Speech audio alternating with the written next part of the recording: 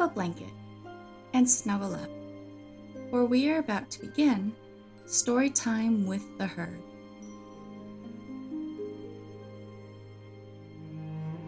Welcome to Storytime with the Herd. I'm your host, Magus.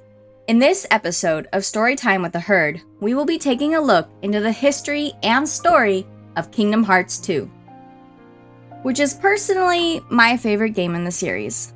But before we get into the release date and the facts about the game and then the story about the game, I do have a few announcements that I need to make.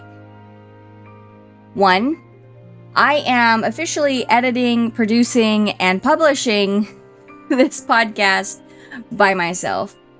So if things seem a little rough in this episode, I apologize. I'm learning to do all of this stuff by myself because my editor up and quit because reasons.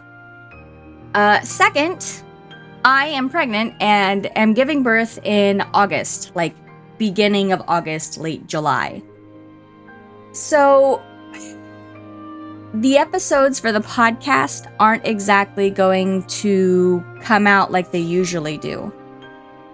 Because it takes me so long to play through the games on Twitch, there is usually a gap of like 4 months between each episode, which I'm not going to do with you guys because that would be a much larger gap because I'm definitely not going to be finishing the game series in a 3-month span because that would be insane. So what I'm going to do is I will put out an episode every month so that way by the time I give birth, you guys will have the full story of Kingdom Hearts and don't have to wait at all for me to be off of maternity leave. Okay? Cool? Alright. So with those announcements, that's it. That's all I had to say. Those were really important. We will get into the wonderful history and exploration of Kingdom Hearts 2. Kingdom Hearts 2 was released for the PlayStation 2 in Japan on December 22nd of 2005. The game further explores the heart concept by involving a new group of enemies, the Nobodies, which are cast-off shells of those who become heartless. Kingdom Hearts HD 2.5 Remix contained Kingdom Hearts 2 Final Mix along with Kingdom Hearts Birth by Sleep Final Mix and Kingdom Hearts Recoded as HD Cinematics, was released on October 2nd, 2014 in Japan, and was released internationally 2 months later. When they did that, they added a handful of new things to the playthrough of the game, which honestly, guys, is a lot. There is so much they added to this game. They added the new difficult mode, which was critical mode. They redone, most of the textures and all the quality. They added a new drive form, which of you who have played is called limit form. They added the new mini game, which is puzzle mode, which I really liked. It added a really cool, little collectible thing that you could do. They added new storyline and cutscenes in the game that involved Roxas and Axel and Riku and Ansem, and it was just a lot. They also added more battles, like the battle between Sora and Roxas in the Station of Awakening was made into a fully playable boss fight, which was not done in the original game. I would list all of the stuff that they added to the game, but guys, it is a lot of things, which is cool and all, but we'd be here for hours. So let's go into a little fun fact about the game, shall we? In the English version of Sora's final form varies from the official guide from the pattern on his pants. If you look really closely, the pattern resembles Sora's master form rather than its own design. Cool, huh? Kingdom Hearts 2 was also the last Kingdom Hearts game to be dubbed into various European languages like French, German, and Spanish. Future European releases in the series would use translated text with English voices. I thought that was pretty cool. In a short cinematic video after the end credits of the North American version of Kingdom Hearts 2 that features Sora, Riku, and Kairi on Destiny Island, the sound is off sync with the animation. Most noticeably when Kairi shows Sora a message in a bottle. You don't really notice that all that well unless you are like listening to it. I had to go back and be like, no way, it's true. It is slightly like just off sync with that whole scene.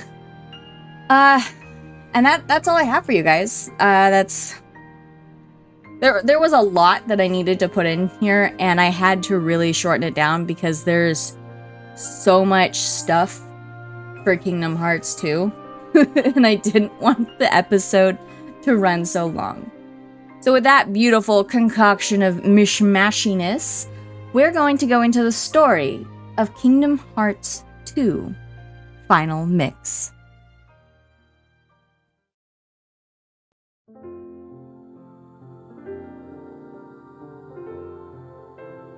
Roxas, a boy living in Twilight Town, had been troubled by strange dreams for several days.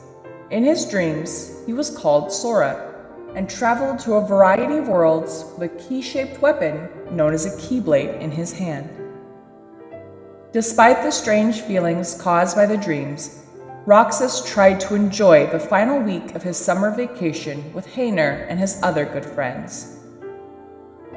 However, curious things began to happen, one after another, not only in his dreams, but in the real world as well. It started with the case of the memory thief, in which only photos of Roxas were stolen. When the offender, a white monster, attacked Roxas, the Keyblade he saw in his dreams appeared in his hands and lent him the strength. After that day, people only Roxas could see began to appear around him. A man who spoke the name Sora, Naminé, a girl in white who tried to tell Roxas something, Axel of Organization 13, who attempted to take Roxas away through brute force, and Diz, the man who stopped him. Every time he made contact with them, time distorted around Roxas, and the boundary between dream and reality began to blur. All of this was due to Roxas being a nobody who was half of Sora, the Keyblade hero. 1 year ago, Naminé removed Sora's memories in Castle Oblivion, and the people connected to Sora forgot about him. Naminé, Diz, and a man in a black coat who called himself Ansem tried to restore Sora's memories. But it was unavoidable for Roxas, the being who had separated from him, to disappear once Sora returned to normal. That's why Roxas's best friend Axel used the white monster, a dusk, to try to rescue him, and why Naminé felt pity toward him and tried to tell him the truth of her own accord. Around that time, changes were also happening with Kairi at Destiny Islands. She'd forgotten her best friend, Sora, in the span of a year, and had a blank space in her heart. However, when Naminé, her other self, came into contact with Roxas, Kairi encountered Roxas and regained her memories. She composed a letter containing her feelings for Sora, put it in a small bottle, and sent it out to sea. At the time Kairi remembered Sora, Sora's memories were also rapidly being restored. While Roxas was still Roxas, Naminé summoned him to the haunted mansion on the outskirts of town and laid out the truth. After learning the all-too-painful fact that nobodies like them were never supposed to exist, Roxas went to sleep, heartbroken, and remembered the day he fought a blindfolded man in a black coat. And then it was the 6th day.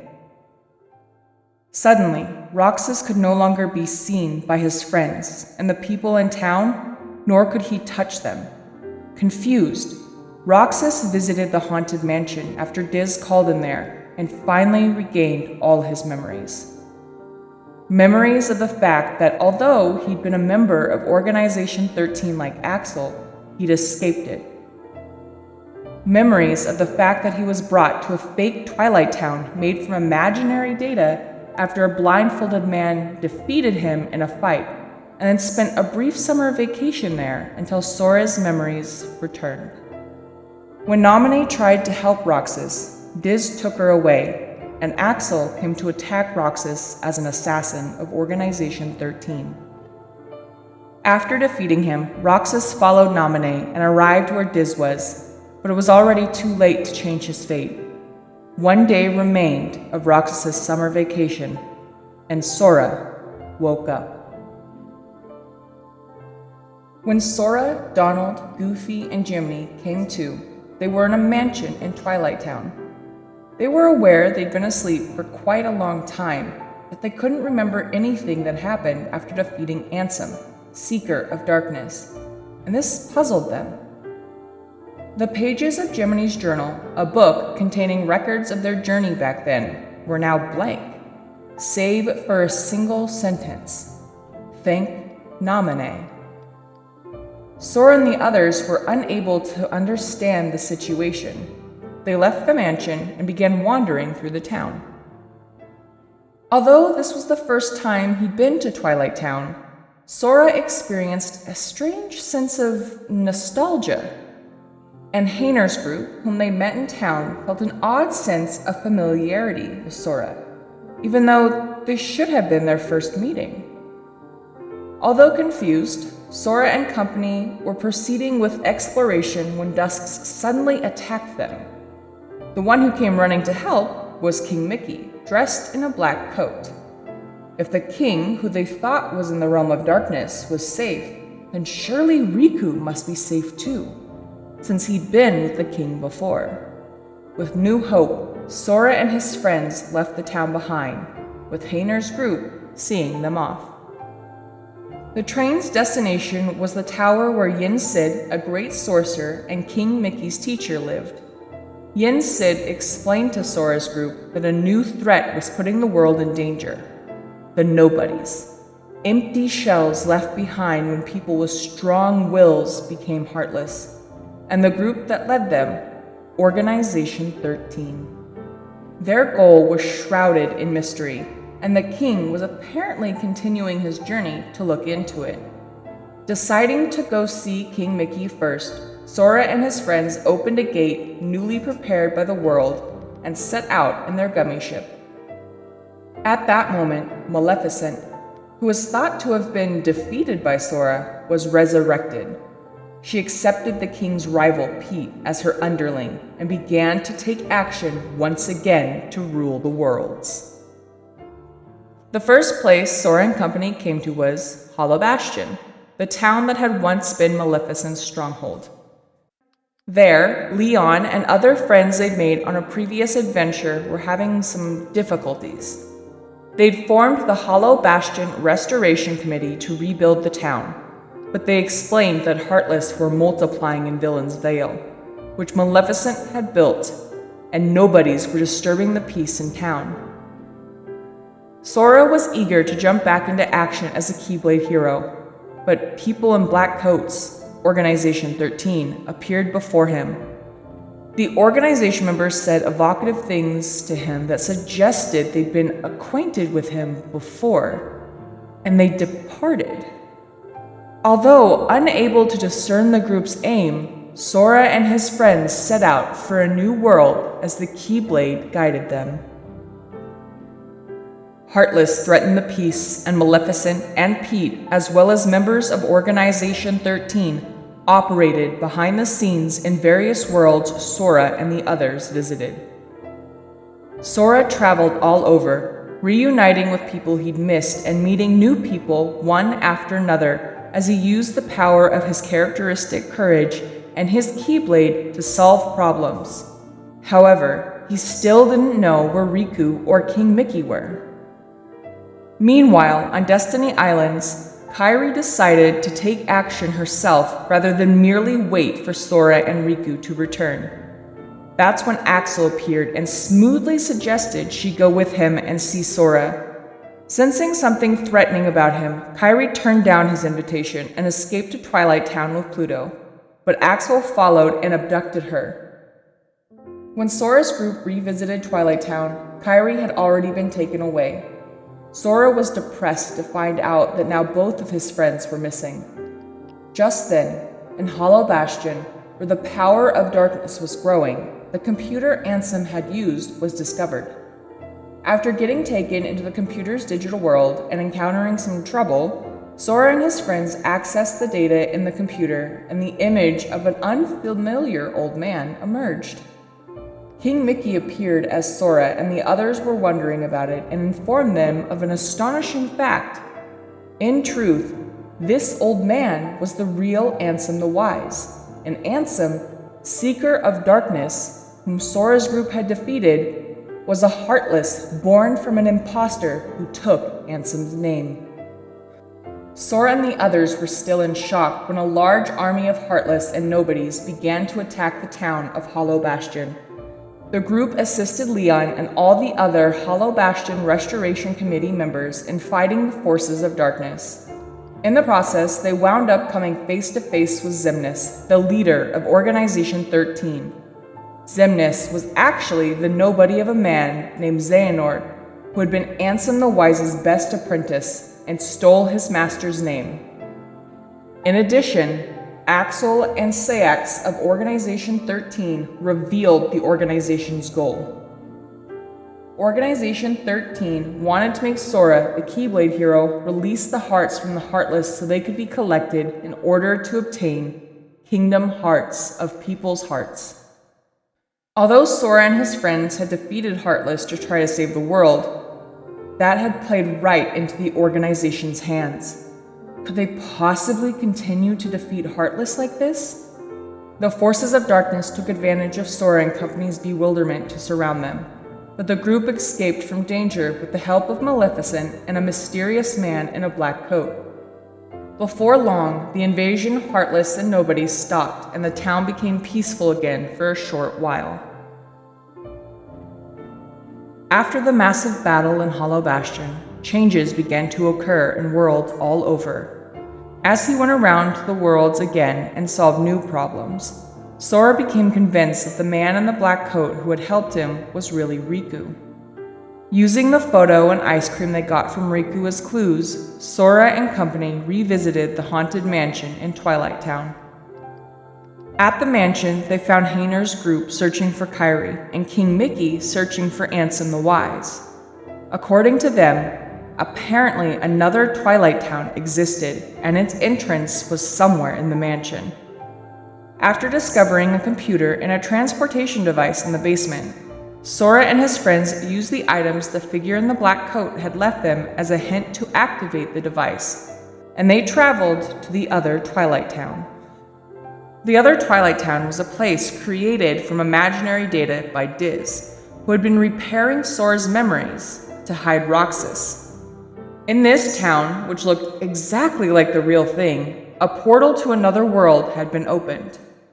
Sora and company readied themselves and stepped into it, but they found themselves in trouble as countless nobodies surrounded them.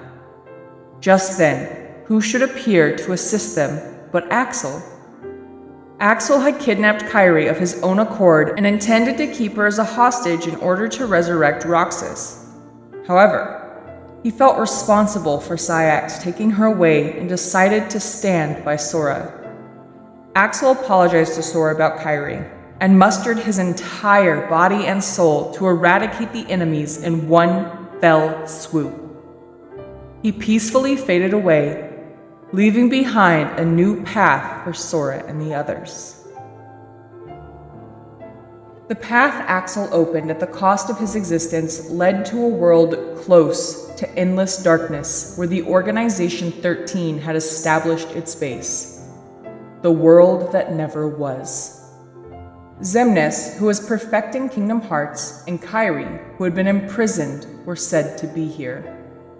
As Sora was searching the organization's castle to reach them, a man in a black coat who was wielding a keyblade suddenly attacked him. In truth, the man was Roxas, Sora's other self. Roxas awoke within Sora due to his best friend Axel's demise, and he challenged his real self to fight to question the meaning of his own existence. Sora won the fierce battle, and Roxas disappeared, satisfied with the other's strength. The Kingdom Hearts floating in the sky above Organization's castle would soon be complete due to the massive quantity of hearts Sora had released. Deeming Sora no longer necessary, Saïx planned to dispose of him when he arrived at the castle. The ones who rushed in at that moment were Kairi, who had escaped from her cell with Naminé's help, and the man in the black coat, Ansem, Seeker of Darkness. No, it was Riku, who had taken the form of Ansem, who lurked within himself. In exchange for releasing the power of darkness to save Sora, Riku had transformed, and up to now, he'd hidden his true identity and provided timely help to Sora and Kairi wherever they went. Reuniting with his best friends encouraged Sora. He joined forces with them to rout Saïx and other members of Organization 13 as they headed for Xemnas. Meanwhile, King Mickey had located Ansem the Wise at last. Diz, the man in the red bandages who did everything he could for the sake of restoring Sora's memories, was actually Ansem. Ansem the Wise regretted involving Sora and the others in his revenge against Xehanort. He attempted to convert Kingdom Hearts into data with the machine he built himself. The machine went out of control. He was engulfed in the explosion and disappeared, but Kingdom Hearts was destroyed, and Riku, who had been showered with the hearts that scattered, regained his original form.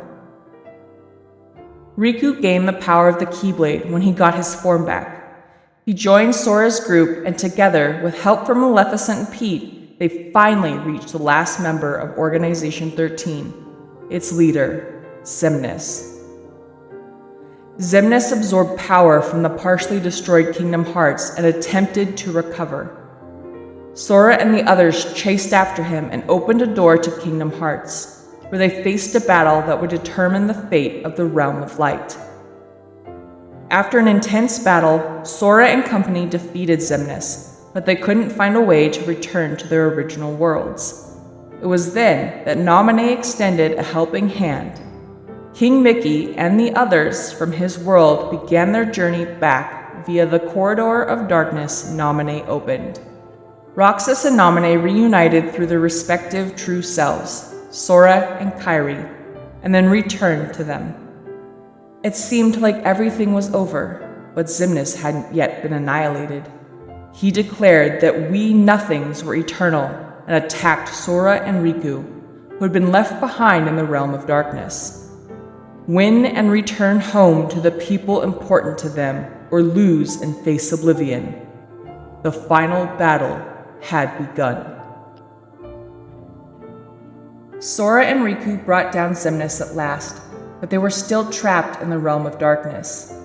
Although he drove back the swarm of nobodies that attacked one after another, Riku used up all his energy and stamina and collapsed to the ground. Even so, Sora hung on to hope. After he put Riku's arm over his shoulder, the two continued to walk, trying to return to the person most important to them.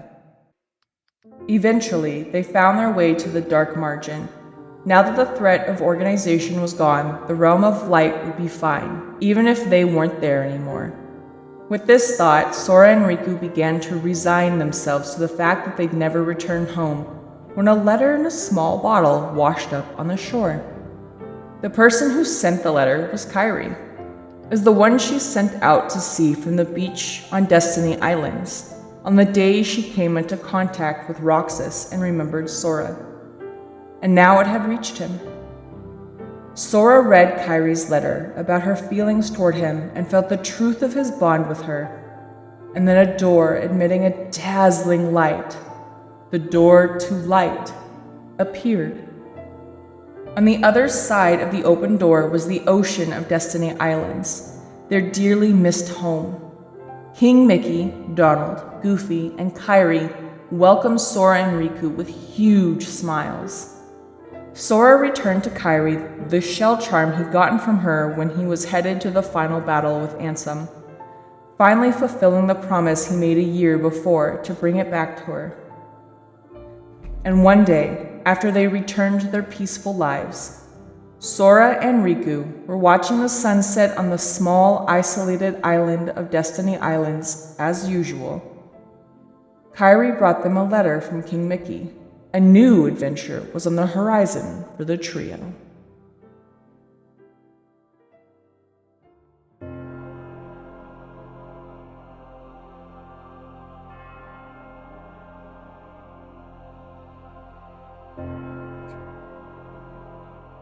Wow. The story of Kingdom Hearts 2 honestly always gets to me, mainly because of Axel's death. He is my favorite character, and the way that he sacrifices himself... Oh, it's beautiful, guys. Sorry. But, what did you think about the story of Kingdom Hearts 2? Did you like it? Did you enjoy it? Did you make it cry a little? If you didn't cry just a smidgen, or just, like, get a little tightness in your chest, you are a monster. You have no feelings. Just saying. Because that story was beautiful. I still love you, though. But you should have felt something. Anyways, thank you for listening to this new podcast episode. I am so sorry that it took so long. And with that, we will go into the outro of the episode. Thank you, guys. The music in this episode is copyright Square Enix, and I am able to use it due to their material usage policy. This episode is not sponsored or endorsed by Square Enix. If you liked what you heard, you can find me on Twitter at AncientMagusX, Twitch at XAncientMagusX, or you can jump into my Discord server. The invite is in the episode description. Thank you all for joining me on this journey, and be sure to stay tuned for the next installment.